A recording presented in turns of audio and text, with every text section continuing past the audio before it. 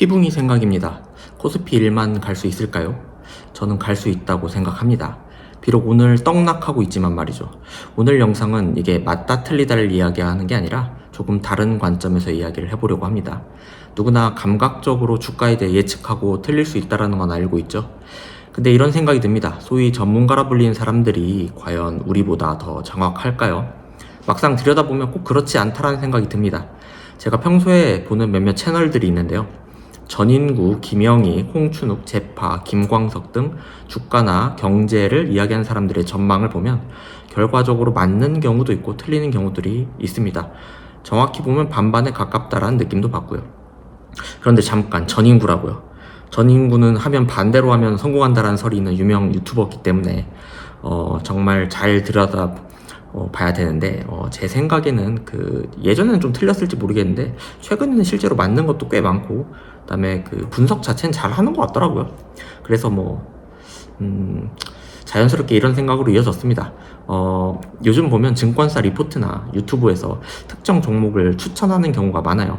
근데 이런 경우에 과연 얼마나 믿을 수 있는지 한번 확인을 해보기 위해서 과거의 코스피 지수가 오늘의 지수와 같았을 때를 가지고 한번 전문가 추천 종목을 한 100개 정도 분석해 본 적이 있습니다.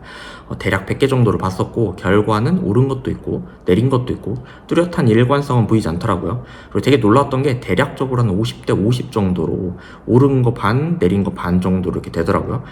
전문가들이 나름의 근거와 추측을 가지고 추천을 했을 텐데 주사위 게임하고 다를 게 없다라는 결론을 얻었습니다. 그런데도 종목 추천이 계속 소비된 이유는 결과만 가지고 선택적으로 보여주기 때문인 것 같은데요. 가령 이런 거죠. 한 달 전보다 코스피 지수가 올랐어요. 추천한 종목도 그러면 오를 확률이 높겠죠. 그러면 맞은 것 같죠.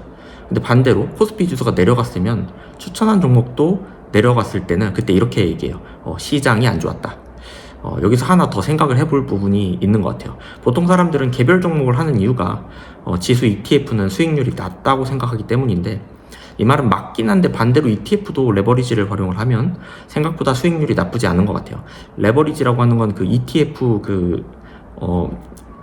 종목 중에서 아예 곱하기 2배로 주는 그 부분을 얘기를 하는 거고요.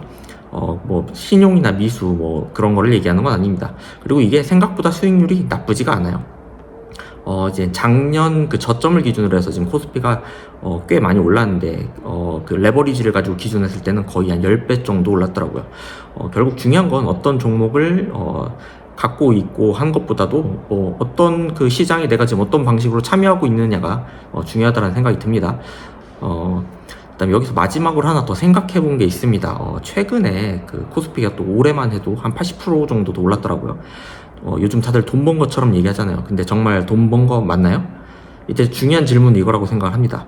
내가 가진 종목이 80%가 올랐느냐? 아니면 내 전체 자산이 80%가 올랐느냐? 이거에 대해서 생각을 해봐야죠. 만약 후자가 아니면 상승장을 그대로 따라간 게 아니라는 의미가 되기 때문에 좀 겸손하게 생각할 필요가 있는 것 같아요.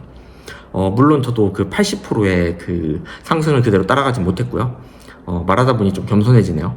커뮤니티 같은 데를 보면 올해만 한 200% 이상 번 사람들도 꽤 있는데 나는 왜 그러지? 라는 생각도 좀 들어요. 오늘은 그런 생각이었습니다. 아무튼 그렇습니다.